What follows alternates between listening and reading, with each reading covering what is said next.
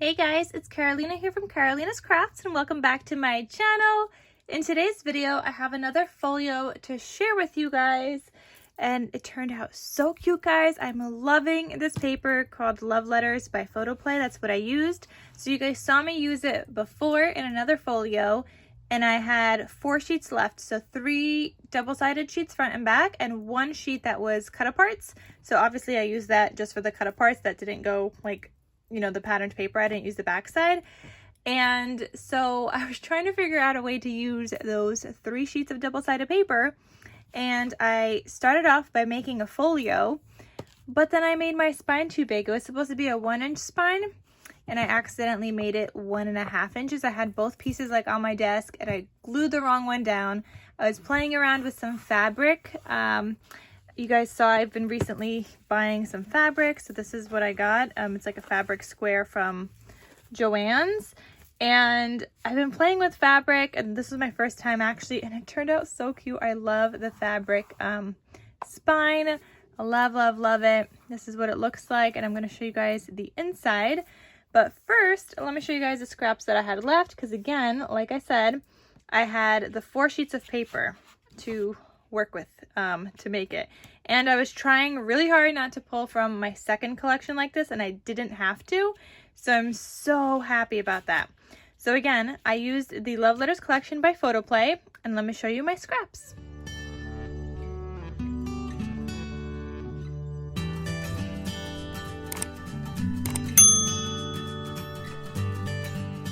Okay, so here are the Scrappies that I had left. I don't have a lot. I used up pretty much everything. So I have a couple of like strips here. I have some like angled pieces and other little strips, strippies. I'm still gonna make a card, I think, maybe. I'm not sure. Just random strips of paper. This is like the biggest piece I have. More strips, little scrappies. I guess I could use these and make a card. Maybe something with those. But the rest is, you know, I'm done with it pretty much. So that's another collection kit for me to write off on my list. What I do have left is these stickers. So I was trying to make my folios not Valentine's Day themed, but just love themed. So there was one paper that just said Happy Valentine's Day all over it on the back side, so I didn't use that back side at all. I used the one side that didn't say Happy Valentine's Day. But the stickers, they're very Valentine's Day-y, so I didn't want to like include this really. So I'm just going to hold on to that for when I do have something Valentine's Day that I want to be crafting. But otherwise, that's another collection I get to write off on my list. So let me show you guys the folio I came up with. I was inspired by a blog. Let me try and find the name for you guys. Hold on. So the blog is called like kundas.blogspot.com. So I didn't see a tutorial or anything. She just posts like photos and I was inspired by her photos to make something like this. So that's what I did. I think this measures, I want to say 6 by 8. I'm pretty sure it's a 6 by 8. Just to double check, 8 is the height. And yeah, 6 inches, and it's a 1.5 inch spine that I have here. So that's what I made my folio size to be with my 4 sheets of paper. And like I made the whole entire inside first, and I was like, oh my gosh, how am I gonna paper mat this? Because I really thought I was gonna need to pull from a second collection. Like I just kept going and adding flaps and things, and yeah, so I couldn't stop. So some of these things I came up with, some elements I did not include that she had in her blog, and I just made it my own. So on the left hand side here, you have a double pocket. She had the double pocket here, but she didn't have a magnetic closure, and I don't want like anything falling out from my pockets when I go to close it like this. Otherwise, I feel like these would fall out. Same thing with this. I have this magnetized. And this magnetized here. This is another pocket. She had an angled pocket here. She didn't have a closure. I wanted a closure. Anyway, so here I have this magnetic closure. And inside of here I just have some cut-aparts. And I did pull from some solid cardstock I had in my stash. So here's one of those. And that one says, I love you. And then here's another one. This is like a red cardstock. and it says love, so it's another cut apart from the collection.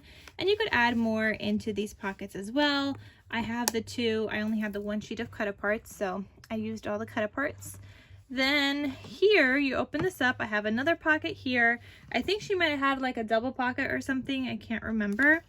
And here I used another cut apart with the red matted onto like the red, which is some paper that I just pulled from my stash. Here I had to paper piece because I didn't have another like full size like piece here, but I think it looks cute. And when this is closed, you could see like a little peak of gold. It turned out really cute.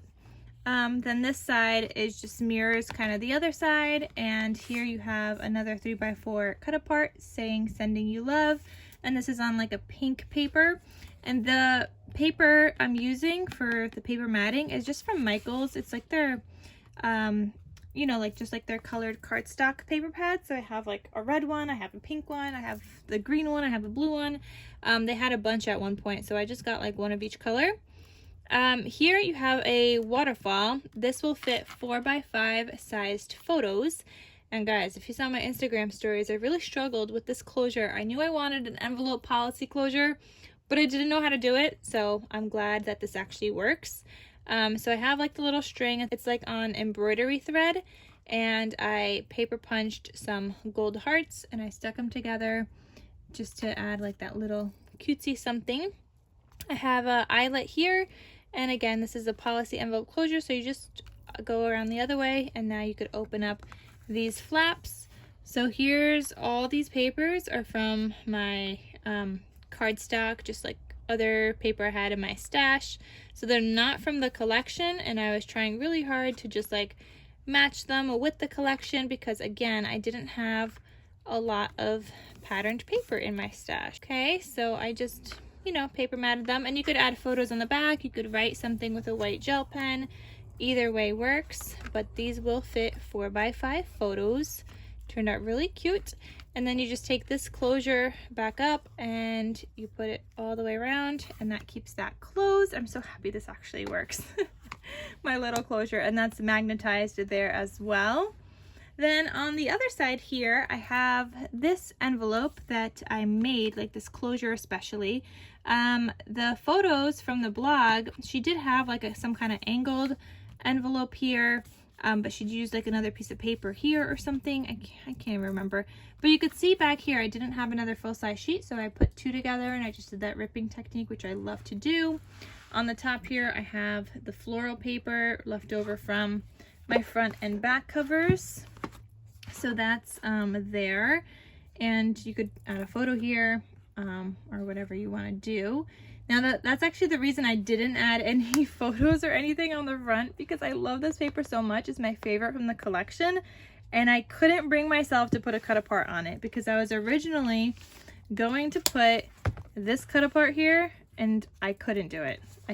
So the person that did end up purchasing this, if you want to do add any of the cut aparts to the front or anything right here, feel free to do that. I was trying to leave the cut aparts so you could journal on the back, and I just, like I said, I couldn't put anything on the front. I really couldn't. I tried, I couldn't do it. And this was like a new way of me putting an album together. I mean, this was quite the challenge at first with the fabric closure or fabric spine and everything, and I have the paper going like the full size, so there's no like border on the front cover. It just kind of looks like a notebook, which is really nice.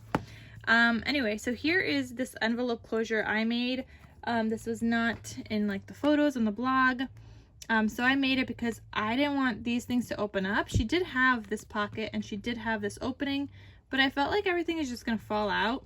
And obviously as you put more in here, that's not gonna happen, but I don't want to take chances, so I just added that closure there. But anyway, inside of here you have two 3x4 cut aparts. One of them is journaling, and this is the only cut apart that was Valentine's Day themed that says Happy Valentine's Day. So I just threw it in here. I didn't want it to go to waste, and I just matted it on some of the pink paper I had from my stash. So that lives in there. And then this opens up. You have lined paper here, so you could do some journaling or you could add some photos.